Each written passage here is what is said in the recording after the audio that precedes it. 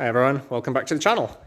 Really good to see that the previous video went down very well over the weekend again, and I'm really pleased actually that the video quality was not nearly as bad as I thought it was going to be. It just took me a lot longer to actually edit it and upload it, but that's okay, I can deal with that. As long as I get some footage out there for you guys. That was all that I was really concerned about. But yeah, went down well anyway. So back on the Cosworth again. We are at this stage just waiting, well actually we're waiting for a couple of cars to be cleared away from my unit over there, and then when that happens I'm going to have a genuine Cosworth in there. It's got to the stage now where it's all very well and good looking at photos of these cars. You can get as much information as you can from a photo, but it makes all the difference having a genuine one right next door, just so I can copy a few of the areas from that and just make sure we've got the gaps right, make sure we've got the finer, intricate details absolutely as they need to be. So there's a couple of areas on, on the side skirts, on the rear quarters, things like that, which I'm not too sure about. So yeah, I don't want to go too far on this one at this stage until I do know 100% that we're going in the right direction.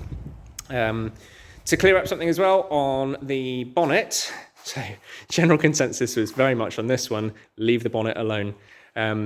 Just wanted to clarify, guys. So when I was talking about potentially adding some more metal to the width of this bonnet, if you had a replacement door, say on a Mark II Escort or something like that, they don't fit. So you do add metal to the edges of the doors, and that's the done thing. It's the way to do things, just to make them fit. But in that instance, that's the replacement panel, I suppose, isn't it? Whereas in this case, you guys are right. This is genuine. This is the replacement panel. So it's really this that I should be modifying. But yeah, just wanted to clarify, guys. I wasn't trying to save any hours or anything like that. In all honesty, it's actually the harder way of doing things. It's a lot easier modifying this. But anyway, regardless, we have gone to the extent of contacting the manufacturer. So we're going to try and get a replacement wing to start with. We'll have a look and see if the replacement wing is any better. And if not, then it's a very simple fix. All I need to do, you can see with this L shape here, just need to cut from here, straight line, all the way along the top. We will obviously get the bonnet exactly where it needs to be and put that bolted in place so that that gap is correct and centralized. We'll move this over then to where it needs to be, bolt it down so it's all firm and solid, and then just reglass the two edges over the top. Reglass it a couple of edges on the top so that it keeps its shape, and then you reglass it for strength from the underneath. So actually a really simple process to do. It just confuses me that we need to in the first place because, again, I've said before, this kit is so good. In terms of fiberglass kits, this kit is so good. I mean, you can see it hopefully on the camera,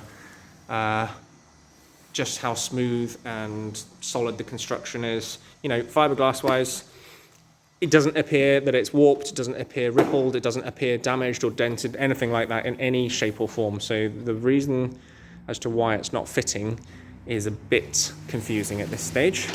But anyway, hopefully get a new wing, see if that works, and go from there. Like I said, I'm waiting for the car to turn up as and when I have space, probably next week.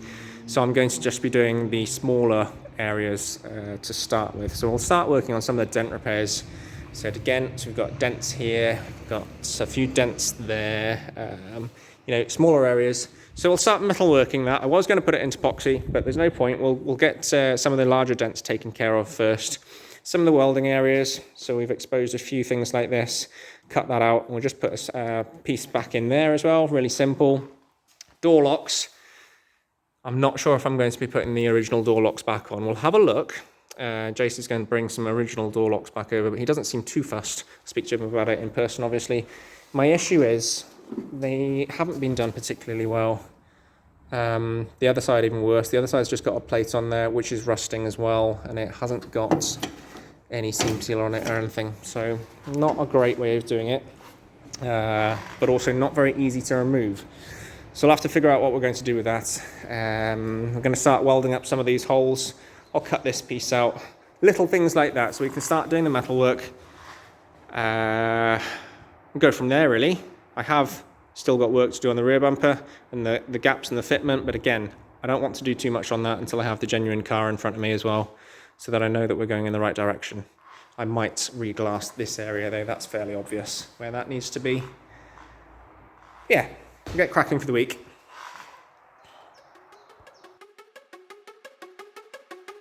Make a. 'Cause I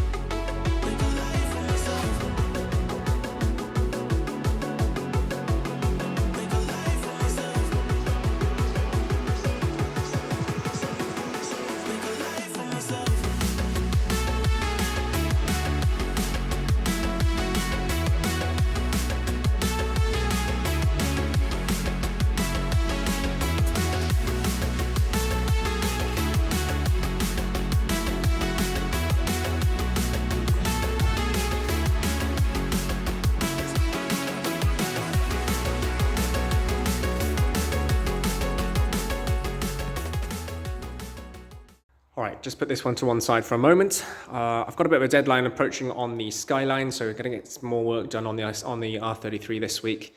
We've also had some discussions in the background as to what we're going to do with that replacement wing.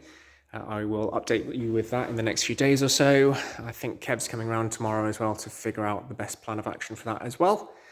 Just need to make sure that we're heading in the right direction with everything really before I start going too far down what's potentially the wrong direction. I don't think we have anything, but I just need to make sure there's certain areas of fiberglassing work that I don't want to get involved with just yet until I know 100% that is the correct way of doing things for the gaps and all of that side. You can see we've started fiberglassing that area now. I've obviously redone the boots, tidied up so the holes, removed 2 of the holes. What else have we done? We've started doing some metal work as well on the doors.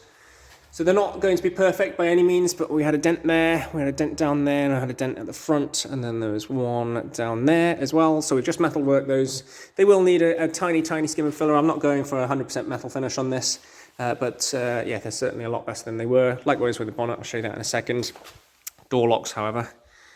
Hopefully you can see I've dug out the filler just to see what was left, and they have actually welded it in, kind of, but they've left a big crater there as well, so that doesn't really help us in terms of removing that to put a new one in. So I think we will probably end up refilling that and smoothing it over. I think it's just a little bit too much work potentially to get that to put a door lock back in there, but as I said, Chase doesn't seem particularly bothered about that in any case. If he said to me, yep, definitely want the door locks going back in, then we would do it. But at this stage, it's probably a lot more work, time, money, hours for something that he's not too fussed about. So we'll have a discussion about that just to make sure. But yeah, it's looking like the door locks don't need to go back in. So bonnet, again, metal work, dent, dent, dent. And then all of those ones up there, they've just been roughly done.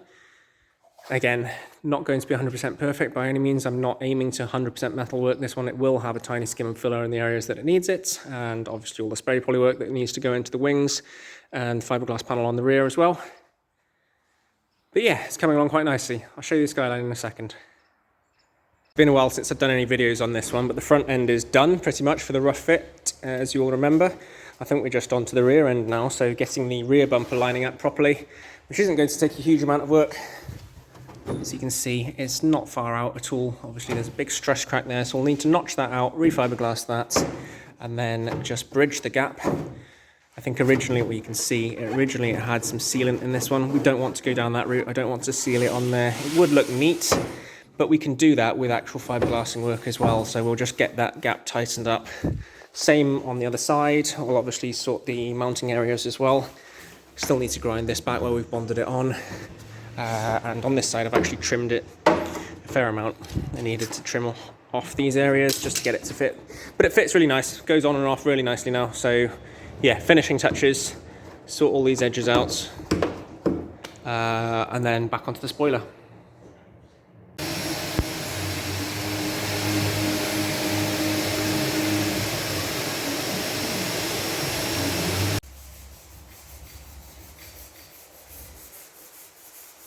So I've just done a very rough shaping at the moment on the spoiler with the green fiberglass, as you can see. Just tapes it out as you saw in the previous clips, put some fiberglass in there to build it up ever so slightly. We're just giving a very, very slight impression there. I don't want anything too extreme, but it just needs to look seamless. That's what we're going for. So again, spoiler is completely bonded into position, bolted down, fiberglass at the edges properly with matting, so it's not going to move around. So we can get away with just putting a bit of fiberglass in there. You wouldn't want to use filler still in an area like that. It's got a tiny bit of flex, but obviously the elastic fiber that we're using is just as it says on the tin. It is elastic, so it can move around and flex as it will, because again, this boot is flexible to a certain extent. So yeah, that'll work nicely for us. Nice seamless finish when that's all sanded down. Obviously a lot more work still to do on the sides. I have started sanding down the quarters, as you can see here. So that's the extent that we go to. We leave as much fiberglass on there as possible for the strength, but also so that we can have a nice transition between the quarter to the fiberglass to obviously the metal, because obviously there will be filler work on there here next. Again, we start off with the fiberglass, the elastic. For the deeper fill, you can see we've got some divots and ripples, exactly as we were expecting. That should come out really nicely. Bumper is completely in place as where we wanted it to be. It's clamped on the edges. It is original mounting points there, original mounting point in there, And that allows us just to locate it exactly where we want it so that we can fiberglass it back together, and it should just slot on and off now. We will reinforce the fiberglass from the inside, of course, like always, and then it's just a case of filling in the gaps. There is maybe a 1.5 mil gap there. It's not the gap that you're seeing, that's a shadow. That's actually the body line. I'm not sure how well that picks up. That's the body line. So it's not the gap that it looks like it is on the camera. It's 1.5 mil. So we just make that absolutely flush to the body of the car. That should look really nice. So we are finally now, apart from the side skirts and the roof, we are finally into the finishing stages now. So everything's bolted down, everything is where it wants to be, we're not moving things around anymore, all the bolts line up, everything bolts on and off as we want it. So it's just bodywork stages now. Strange to say that after such a long time of it being here. We are now finally into what I consider the bodywork side of things.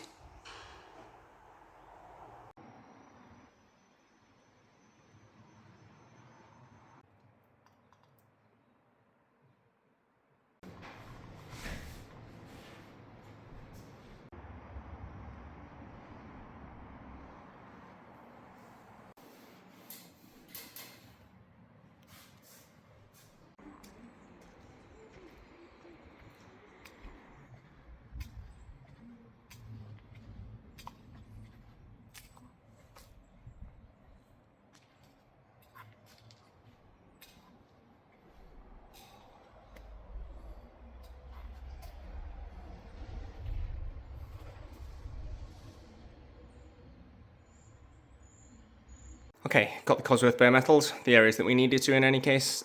Concentrated quite a lot on these edges and getting everything back to absolutely as good as we can. Doors are pretty good, so there's a couple of areas which I do need to take care of, this being one of them.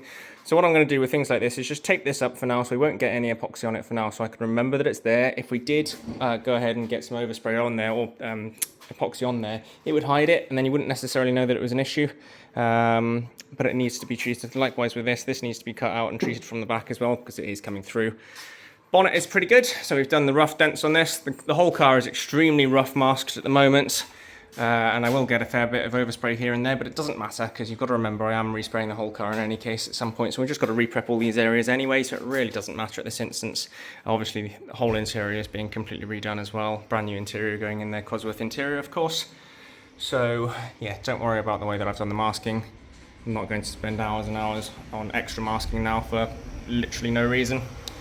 So yeah, get this into a couple of coats of epoxy now and go from there.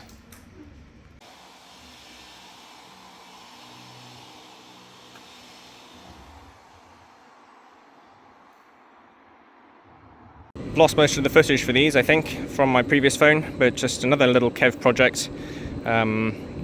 Couple of gauges to go in the Mark V Escort van, I think. I'm not positive actually, but they were left-handed pods. They were left-handed, so completely wrong angles. Nothing worked being fit onto a right-hand drive car, obviously, or van. So a lot of trimming work, a lot of custom work has to go into things like this: trimming, bonding, shaping, and then obviously we've painted it matte black. Gone for the bit of a staggered look as well. Again, they fit pretty well when they're in the car now. They are angled nicely towards the driver, so should work nicely. So that's 2 coats done. Like I said, we're not aiming for full coverage, so I've not tried to get the edges or anything like that. This is merely to protect the metal at this stage, and it just gives us a bit of an idea as well to see where the remaining dents and ripples are that we might need to take care of. Everything's pretty good.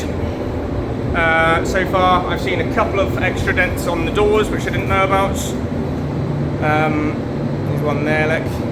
But pretty minor, a few ripples, a few warps, that sort of thing, but that will be just standard Ford. So we will go to the extent, most probably, of putting this one into poly in any case at some point to make it that bit flatter. But yeah, for the most part, it's looking pretty good. So all nicely protected. We can do all our bodywork on top of this now. Don't need to worry about any humidity changes or anything like that with the bare metal. But we know that it has been in bare metal, and we know that there aren't any rust issues or anything like that that we need to contend with in future.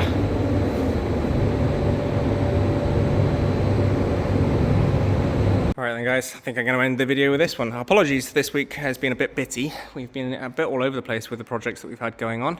So I'm not quite sure how this video is going to come together. I've been right in the middle of switching the phones over and things as well.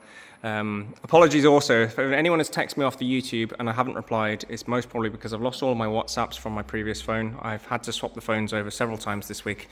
Been a bit of a nightmare really. Yeah, relying on phones for all of your work purposes, not great when they disappear. But anyway, I don't think I've even introduced you to this one. So this is a Mark 1 3-litre Capri, so a bit of a rare old thing. Obviously we've mounted it on the rollover jig now for the first time of us using it. It went really smoothly actually. Just went on there, I think an hour and a bit it took us. Yeah, really happy with it. Obviously it spins all the way around. We can do everything that we need to on this one. So inside, outside, underneath. Really simple, lovely access to everything. You guys are gonna have to let me know what you think of this car. In all honesty, we don't normally see them at this stage, so I couldn't tell you if it's a good one or not, but I think looking at it myself personally, I would say it's for a car of this age, I'd say it's pretty good. There's some obvious areas of issue. The more you look at it inside, the worse it gets as well. Floor pan, obviously gone. Both front wings, as we knew already, are completely and utterly gone.